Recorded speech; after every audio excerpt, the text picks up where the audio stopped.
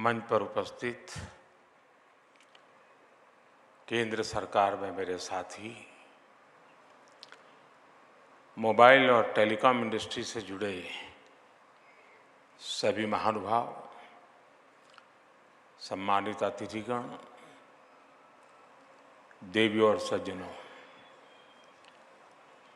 India mobile Congress के इस 7वें addition में आप सबके बीच आना अपने आप में एक सुखद अनुभव है। 21वीं सदी की तेजी से बदलती हुई दुनिया में ये आयोजन करोड़ों लोगों का भाग्य बदलने की क्षमता रखता है। एक समय था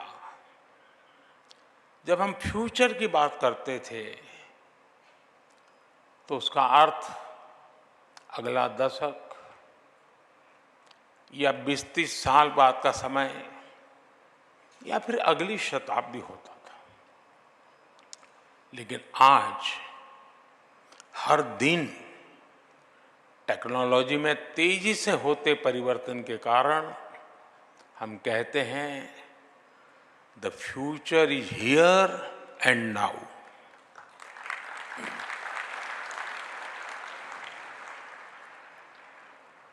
अभी कुछ मिनट पहले मैंने यहाँ एग्जीबिशन में लगे कुछ स्टॉल्स देखे। इस एग्जीबिशन में मैंने उसी फ्यूचर की झलक देखी, चाहे टेलीकॉम हो, टेक्नोलॉजी हो या फिर कनेक्टिविटी,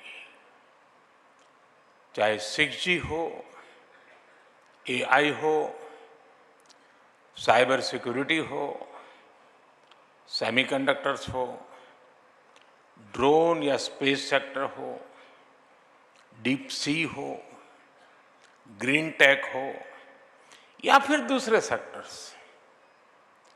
आने वाला समय बिल्कुल ही अलग होने जा रहा है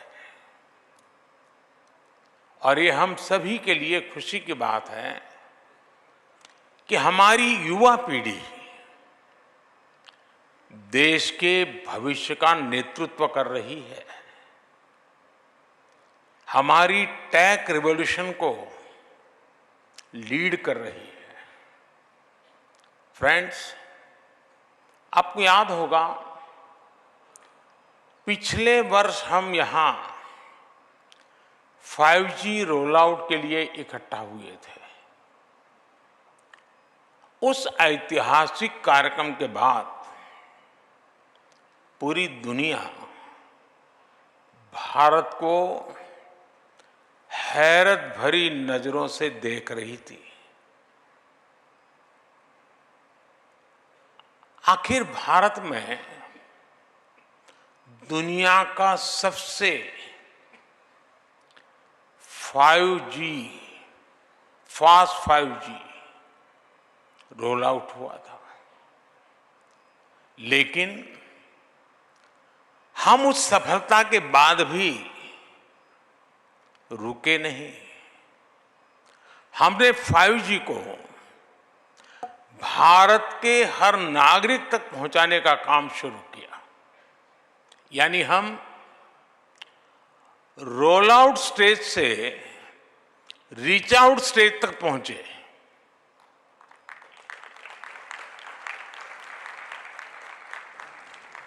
साथियों, 5G लॉन्च के 1 साल के भीतर ही भारत में करीब 4 लाख 5G बेस स्टेशंस बन गए हैं। इनसे देश के 97% शहरों और 80% से ज्यादा पॉपुलेशन को कवर किया जा रहा है। भारत में पिछले 1 वर्ष में मीडियन मोबाइल ब्रॉडबैंड उसकी स्पीड करीब करीब 3 गुना बढ़ गई है। मोबाइल ब्रॉडबैंड स्पीड के मामले में भारत एक समय था 118 से हम वहां पर अटके पड़े थे, आज 43rd पोजीशन पर पहुंच गए हैं।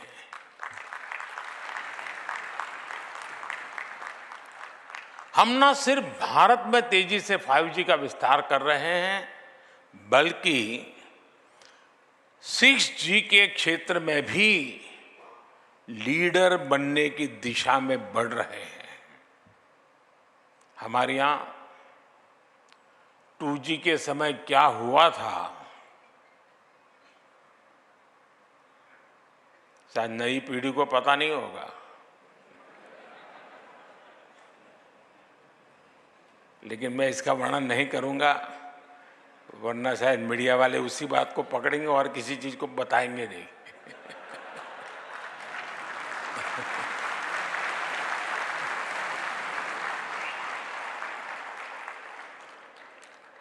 लेकिन ये जरूर कहूंगा कि हमारे कालखंड में 4G का विस्तार हुआ, लेकिन एक दाग भी नहीं लगा है।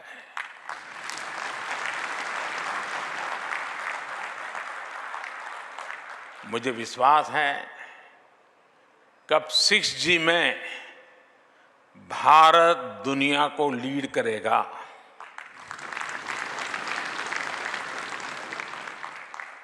और साथियों, इंटरनेट कनेक्टिविटी और स्पीड में सुधार सिर्फ रैंकिंग और नंबर से ही नहीं होते। इंटरनेट कनेक्टिविटी और स्पीड में सुधार ईज ऑफ लिविंग को भी बढ़ा देते हैं। जब इंटरनेट स्पीड बढ़ती है तो स्टूडेंट को अपने टीचर से ऑनलाइन कनेक्ट होने में और आसानी हो जाती है। जब इंटरनेट स्पीड बढ़ती है तो अपने डॉक्टर से टेलीमेडिसिन के लिए कनेक्ट करते वक्त मरीज को सीमलेस एक्सपीरियंस होता है। जब इंटरनेट स्पीड बढ़ती है तो टूरिस्ट को किसी लोकेशन तलाशने के लिए मैप्स का इस्तेमाल करने की परेशानी नहीं आती। जब इंटरनेट स्पीड बढ़ती है तो किसान और आसानी से खेती की नई तकनीक को सीख पाता है, समझ पाता है। कनेक्टिविटी की स्पीड और अवेलेबिलिटी सोशल और इकोनॉमिक दोनों ही रूप से बड़ा परिवर्तन करते हैं। साथियों, हम हर क्षेत्र में पावर ऑफ डेमोक्रेटाइजेशन पर विश्वास करते हैं। भारत में विकास का लाभ हर वर्ग, हर क्षेत्र तक पहुंचे। भारत में संसाधनों का सभी को लाभ मिले, सभी को सम्मानजनक जीवन मिले और सभी तक टेक्नोलॉजी का फायदा पहुंचे, इस दिशा में हम तेजी से काम कर रहे हैं। और मेरे लिए यही सबसे बड़ा सामाजिक न्याय है। नागरिकों के लिए access to capital, access to resources and access to technology हमारी सरकार की प्राथमिकता है। चाहे वो मुद्रा योजना के तहत कोलेटरल फ्री लोन्स की बात हो, या स्वच्छ भारत के टॉयलेट्स की, या जेम ट्रिनिटी से होने वाले डायरेक्ट बेनिफिट ट्रांसफर की, इन सभी में एक बात कॉमन है। ये देश के सामान्य नागरिक को वो अधिकार दिला रहे हैं जो उसे पहले मिलने मुश्किल थे। और निश्चित तौर पर इसमें टेलीकॉम टेक्नोलॉजी ने बड़ी भूमिका निभाई है। भारत नेट प्रोजेक्ट ने अब तक करीब 2 लाख ग्राम पंचायतों को ब्रॉडबैंड कनेक्टिविटी से जोड़ा है। हमारी अटल टिंकरिंग लैब्स के पीछे भी यही थॉट है। 10,000 लैब्स के जरिए हम करीब 75 लाख बच्चों को कटिंग एज टेक्नोलॉजी से जोड़ पाए हैं। मुझे विश्वास है कि एकेडमिक इंस्टीट्यूशंस में 100 5G यूज केस लैब्स शुरू होने के आज के अभियान से भी ऐसा ही एक व्याप बढ़ने वाला है। नई पीढ़ी को जोड़ने का एक बहुत बड़ा इनिशिएटिव है ये। किसी भी क्षेत्र से हमारे युवा जितना अधिक जुड़ेंगे, उस क्षेत्र के विकास की संभावना और उस व्यक्ति के विकास की संभावना उतनी ही अधिक होगी। ये लैब्स भारत के युवाओं को बड़े सपने देखने और उन्हें हासिल करने का विश्वास जगाती है। और मुझे पूरा भरोसा है कि हमारे युवा अपनी एनर्जी, अपने एंथुजियाज्म और अपनी स्पिरिट ऑफ एंटरप्राइज से मैं पक्का मानता हूं आपको सरप्राइज कर सकते हैं। कई बार वो किसी पर्टिकुलर टेक्नोलॉजी से ऐसे ऐसे काम करेंगे जिनके बारे में उस टेक्नोलॉजी को बनाने वालों ने भी नहीं सोचा होगा। इसलिए मैं अभी कुछ दिन पहले एक वीडियो देख रहा था। हमारे देश के लोगों की सोच कैसी है, और ड्रोन का ये भी उपयोग हो सकता है। हनुमान जी को इस रामायण के जो मंचन हो रहा था ना, तो हनुमान जी को जड़ी बूटी लेने के लिए जाना था, तो उन्होंने ड्रोन पर हनुमान जी को भेजा।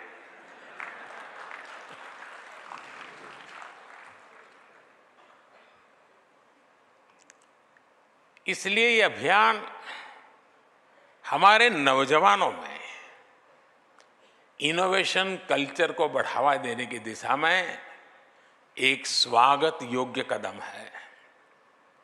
फ्रेंड्स, बीते कुछ वर्षों में भारत की सबसे महत्वपूर्ण सक्सेस स्टोरीज में हमारा स्टार्टअप इकोसिस्टम भी एक बहुत महत्वपूर्ण स्थान ले चुका है।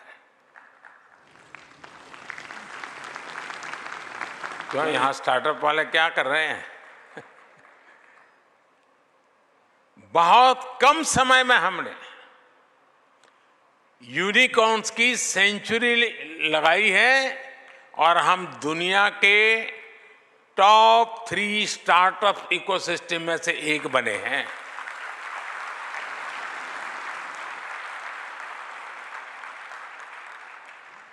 दो 2014 में हमारे पास, मैं 2014 क्यों कह रहा हूं पता है ना? वो तारीख नहीं है, एक बदलाव है।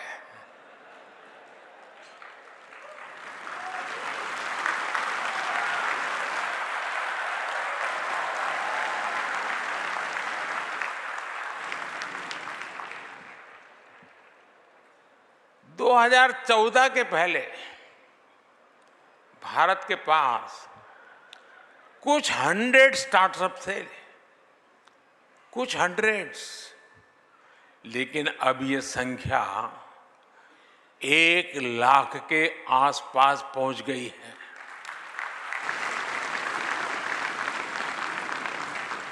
ये भी बेहद अच्छा है कि स्टार्टअप को मेंटर और एनकरेज करने के लिए इंडिया मोबाइल कांग्रेस ने एस्पायर प्रोग्राम की शुरुआत की है। मुझे विश्वास है कि आपका ये कदम भारत के युवाओं की बहुत मदद करेगा। लेकिन साथियों, इस पड़ाव पर हमें ये भी याद रखना होगा कि हम कितना दूर आए हैं और इतना दूर किन परिस्थितियों के बाद आए हैं। आप 10-12 साल पहले के मोबाइल फोन्स को याद करिए। तब आउटडेटेड फोन की स्क्रीन घड़ी घड़ी हैंग हो जाती थी। ऐसा ही होता था ना? जरा बताइए ना। चाहे आप स्क्रीन को कितना भी स्वाइप कर लें, चाहे जितने भी बटन दबा लें, असर कुछ होता ही नहीं था। बराबर है ना? और ऐसी ही स्थिति उस समय सरकार की भी थी।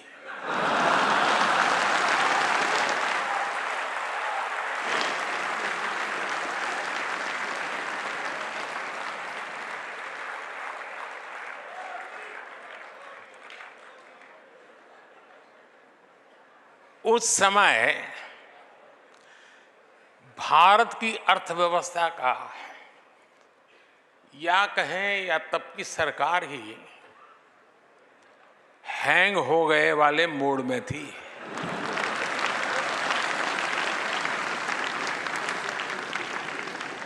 और हालत तो इतना बिगड़ चुका था, रीस्टार्ट करने से कोई फायदा नहीं था।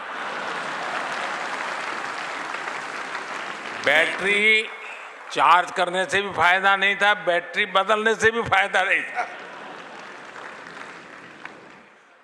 2014 में लोगों ने ऐसे आउटडेटेड फोन को छोड़ दिया और अब हमें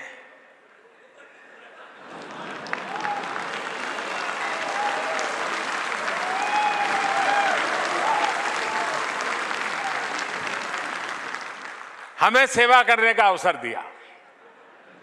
इस बदलाव से क्या हुआ वो भी साफ दिखता है। उस समय हम मोबाइल फोन्स के इंपोर्टर थे, आज हम मोबाइल फोन के एक्सपोर्टर है। तब मोबाइल मैन्युफैक्चरिंग में हमारी प्रेजेंस ना के बराबर थी, लेकिन आज हम दुनिया के दूसरे सबसे बड़े मोबाइल मैन्युफैक्चरर है। तब इलेक्ट्रॉनिक मैन्युफैक्चरिंग के लिए कोई क्लियर विजन नहीं था।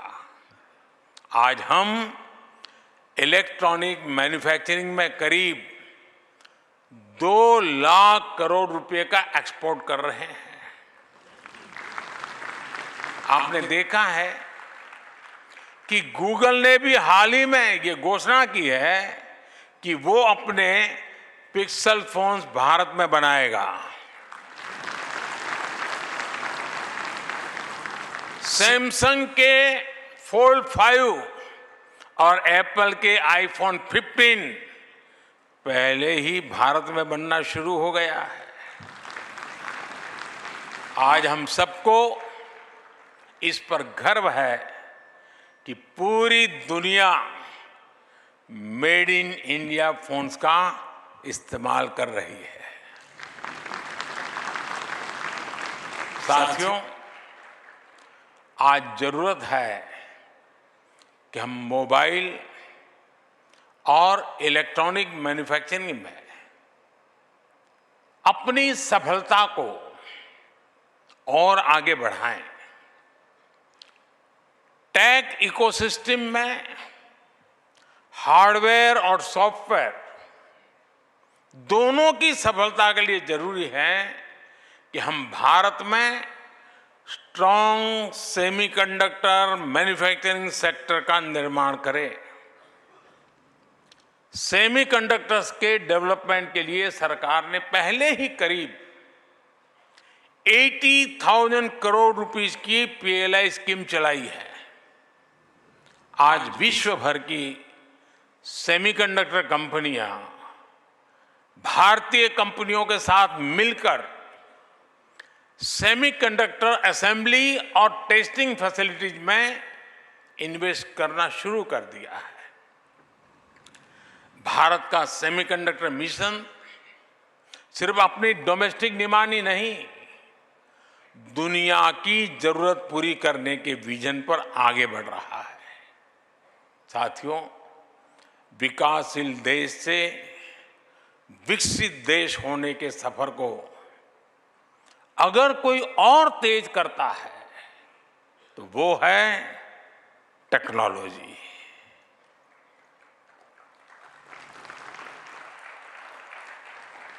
हम देश के विकास के लिए जितना ज्यादा टेक्नोलॉजी का इस्तेमाल करेंगे,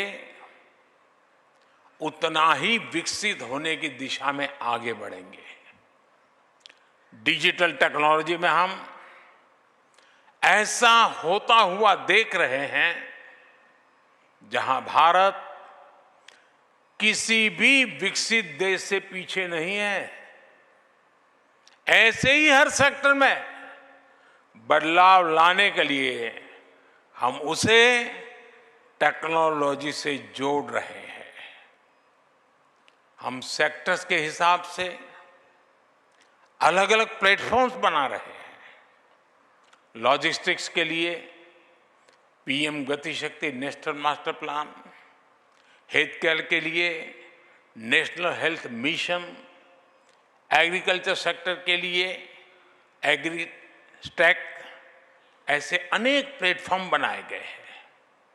साइंटिफिक रिसर्च क्वांटम मिशन और नेशनल रिसर्च फाउंडेशन में भी सरकार बड़े पैमाने पर इन्वेस्ट कर रही है।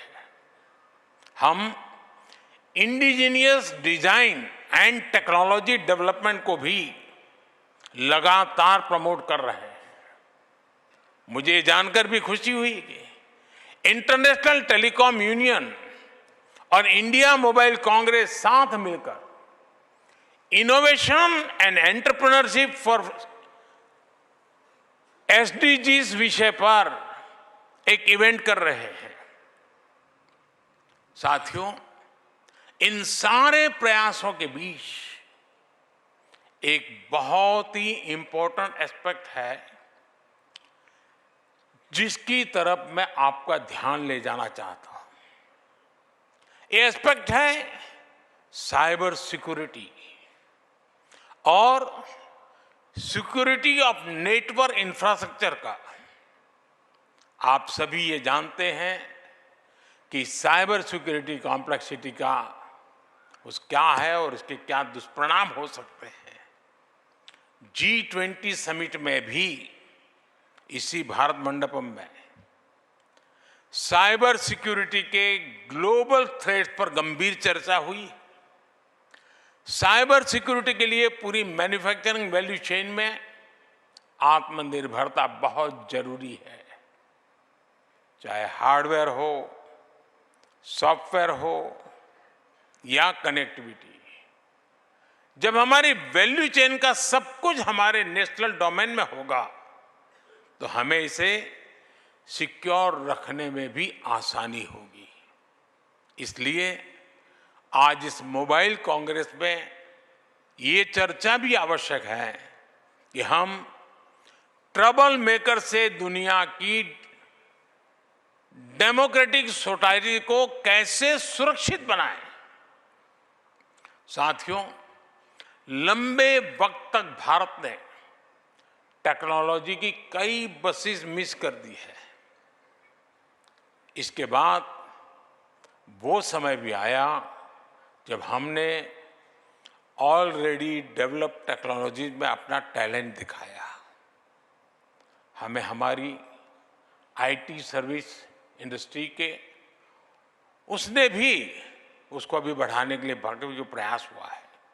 लेकिन अब 21वीं सदी का ये कालखंड भारत की थॉट लीडरशिप का समय है और मैं यहां बैठे हुए सबको और ये जो 100 लैब्स मतलब के उद्घाटन में बैठे हुए नौजवानों को कह रहा हूं, और विश्वास कीजिए दोस्तों, जब मैं कोई बात कहता हूं तो गारंटी से कम नहीं होती है।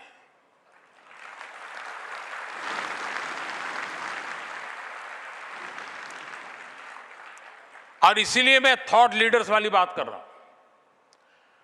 थॉट लीडर्स एक नए डायमेंशन बना सकते हैं जिसे बाद में दुनिया फॉलो करे।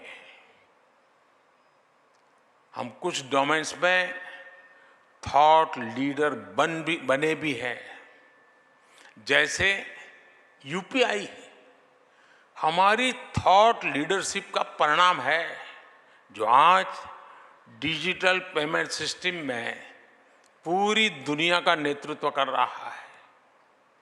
इवन कोविड के समय हमने कोविन का जो इनिशिएटिव लिया था, आज भी विश्व उसकी चर्चा करता है। ऐसा वक्त है कि हमें टेक्नोलॉजी के एक्सीलेंट एडॉप्टर और इम्प्लीमेंटर्स के साथ साथ टेक्नोलॉजी का थॉट लीडर भी बनना ही होगा।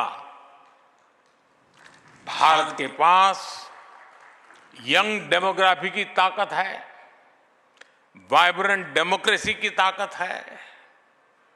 मैं इंडिया मोबाइल कांग्रेस के लोगों, खासकर इसके युवा सदस्यों को आमंत्रित करता हूं कि वह इस दिशा में आए, आगे बढ़े। मैं आपके साथ हूं। आज एक ऐसे समय में जब हम विकसित भारत बनने की दिशा में आगे बढ़ रहे हैं, थॉट लीडर्स के रूप में आगे बढ़ने का ये ट्रांजिशन पूरे सेक्टर में क्रांतिकारी परिवर्तन ला सकता है। और मुझे विश्वास है, और ये मेरा विश्वास आप लोगों की क्षमता के कारण है।